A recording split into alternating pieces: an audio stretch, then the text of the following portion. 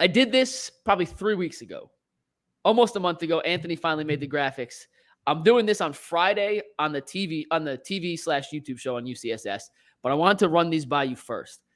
I went through and I was like, it's the middle of the summer, Cavs, the season's going to come to an end. How could I fill 20 minutes on the show with something fun?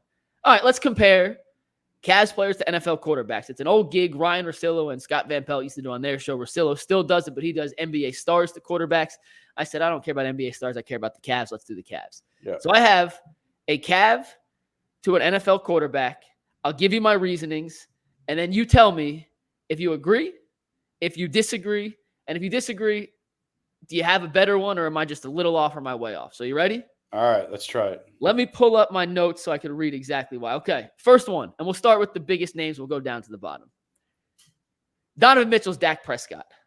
Very good. No question. They are very good players. But are they good enough to be the face of a franchise, Jason? What's your real ceiling with this guy leading your team? Is it win a playoff game or a playoff series? Is it reach the NBA championship or Super Bowl? It's still a question mark. And they both have contract questions that are on the horizon. And is the headache that's come with their contract talks over the last year to 2 years, depending on which player we're talking about, is it really worth the caliber of player they are? So I think Donovan Mitchell, Jason, is Dak Prescott. That's actually really good. Like, I have to give you credit on that one. I thought this might be insane. But Dak's had some real clunker playoff games, and so has Donovan Mitchell. Donovan's had some phenomenal playoff games. I'm not sure Dak has. Dak has good numbers in the playoffs, but it hasn't translated to wins. Donovan's playoff success is better than Dak's. And neither one of them has made it to a championship. No. Or conference finals. Conference finals, yeah. Neither one's made it to a conference finals. So that's actually spot on. I like that one. Okay, number 2. I mentioned this one on the show before. We'll do it again. Darius is Baker Mayfield. He's good. There's no doubt that he's good. But is he good enough? They show flashes of brilliance, but they're too few and far in between.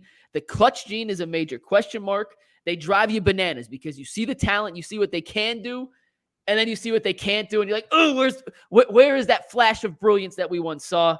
And they are incredibly divisive within the Cleveland fan base. You either love them or you hate them, and there's very little middle ground. So I had Darius Garland as Baker Mayfield.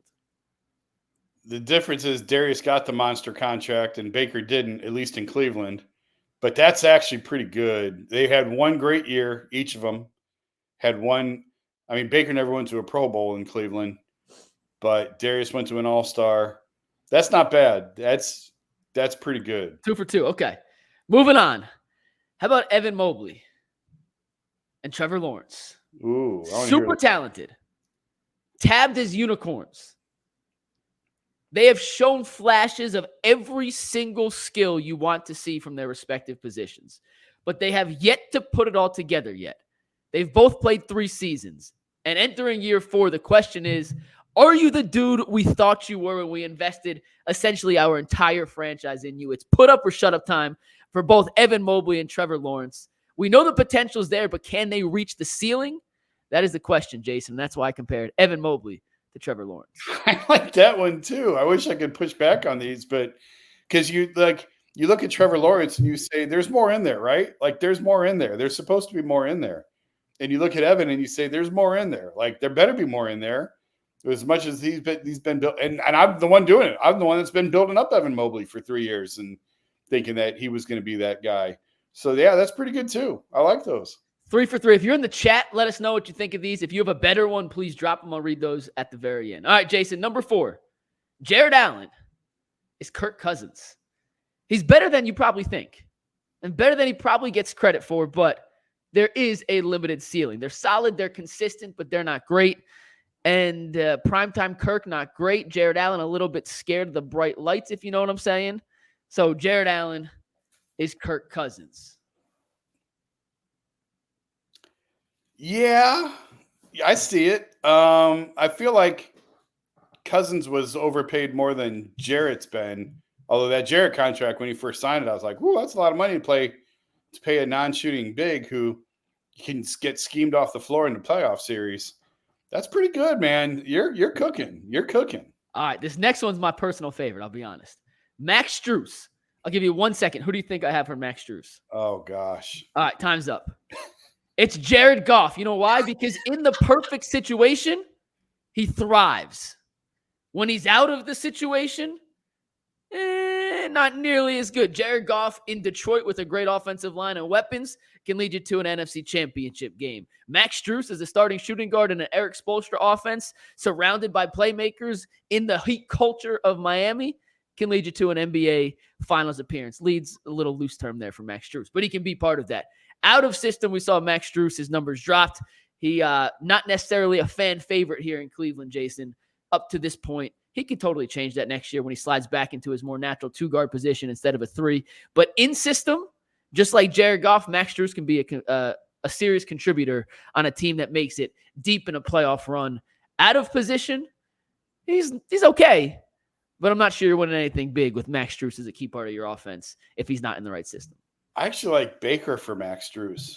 Well, I couldn't use guys twice. That was my one caveat. It was one per. But I feel like you just described Baker. Goff was a guy. I mean, the Rams gave up serious capital to move off of him, gave him the monster contract, regretted it almost instantly, and gave up incredible draft capital to get off of that. 2 firsts. So I don't know that fits Strus because Miami just let him go. Yeah. This sign and trade, they got Jetty Osmond back and then they flipped to San Antonio. I'm not saying Jetty is 2 first-round picks, but yeah, I don't love that one as much as the others. Okay, hey, but I can't give it. Off the top of my head, I don't know that I can come up with a better comp. I'll accept Baker. Like I like Baker for Max even more than Baker for Darius. I think.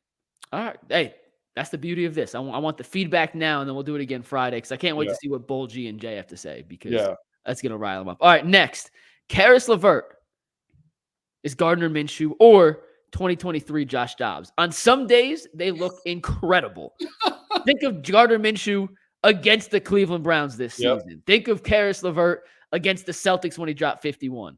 On other days, think of Karis LeVert in the playoffs in the first game in the second game, game 3 against Orlando when he was unplayable. And think of Gardner Minshew down the stretch for the Colts. They are unplayable. Josh Dobbs the same way. He'll have 4 touchdowns one game, and then he'll have 7 interceptions and fumbles the next game. He's a guy you literally have no idea who is going to be there. No idea which version is showing up until they step on the court and or the field, and then you just have to live with the consequences of whether it's good Gardner or good Karis or bad Gardner or bad Karis. And you always say, I want more of this guy. Like, hey, I want Karis. And maybe we put Karis in as the starting guard alongside Donovan Mitchell until you see that happen. You're like, I'm not quite sure that was the right idea. Gardner Minshew is a great backup until he has to be a starter. And then you're always like, we're in the market for a new quarterback the next year. So Karis LeVert, is Gardner Minshew. I will accept that. I think Ryan Fitzpatrick is perfect as Karis LeVert. I swear to God, I have in my notes Ryan Fitzpatrick if he was still playing. I was trying to think of who the modern day Fitzpatrick is. Yep, that's perfect. Fitzpatrick is perfect. Karis LeVert. Gardner Minshew, because Fitzpatrick's retired. Gardner Minshew is a decent enough stand-in. Okay. So I'll allow it. Thank you. All right, next. Isaac Okoro. I had to think deep and long about this one. This was tough, but I think I came up with one. How about Justin Fields? They have one definite, legitimate professional skill that we know of. Yeah. Isaac is his point of attack defense. Justin Fields is his ability to scramble and pick up yards as a runner. The rest of their games are giant question marks. Isaac Okoro improved as an offensive player this season. In the playoffs, took a step back. Not a guy you could rely on as an offensive contributor. Justin Fields has shown flashes as a passer in the NFL, but when push came to shove, Chicago said, hey, we're going in a different direction. We didn't trust the development you had as a passer. And now the big question for both of them is, how much are the teams that currently employ them willing to invest in their futures long-term? So Justin Fields and Isaac Okoro is my NFL QB to Cavs player comp. That's really good. Because I was thinking like Kyler Murray, but I don't think Kyler Murray is very well liked in Arizona, and he's not a very hard worker, and Isaac works his ass off. So I don't know where Justin Fields falls in that spectrum, but I like that. That's pretty good. All right, we got 2 more. I had to do one for my boy Sam Merrill. Now I wanted to put Joe Milton as the comp Joe Milton was just drafted by the Patriots, and I think in the 6th round. Yeah. But he threw an orange 108 yards at the Orange Bowl when he was the quarterback at Tennessee. So I was like, all right, he's a sniper. So I wanted to do that, but I couldn't do it. So instead, I went with an old friend of the program, Jacoby Brissett. Here's why, Jason. The first thing I have to ask is, are they actually good? And the answer is, I don't know. For both of them, I don't know if they're either good. But can Sam shoot the absolute piss out of a basketball? Yes. Can Jacoby Brissett get you 1 yard on a QB sneak every damn time? Yes. So one elite skill as a shooter in Sam Merrill, as a QB sneak expert in Jacoby Brissett. It's not a great comp, admittedly, but I had to find one. I couldn't think of anyone better for Sam Merrill than Mr. Beloved here himself, Jacoby Brissett, for their ability to come in when needed and give you the one thing they do best. Sam Merrill, shoot. Jacoby Brissett, get 1 yard on a QB sneak. I don't love that one. I'm actually scrambling through an NFL list to see if I can find a better one. Yeah, you lost me on that one. But I bet you, I mean, you're trying to crowbar your boy Sam Merrill into this conversation. We did 8, and then I had to find a 9th for Sam, and I was like, it's not great. Because I have one more, and this next one's a little better. That one I just had to throw in there. All right. If you think of a better one for Merrill by Friday, let me know, because that one is very much up in the air. I will. The last one is George Niang. Now, George Niang is Derek Carr, and Jason, here's why. When you get him on paper, it's like, oh, that's a great fit. The Saints needed a quarterback to replace Drew Brees. The Cavs needed someone who could hit corner threes. You look at him, and when you see him play, you're not quite sure what you're looking at. George Niang doesn't look like your typical NBA player.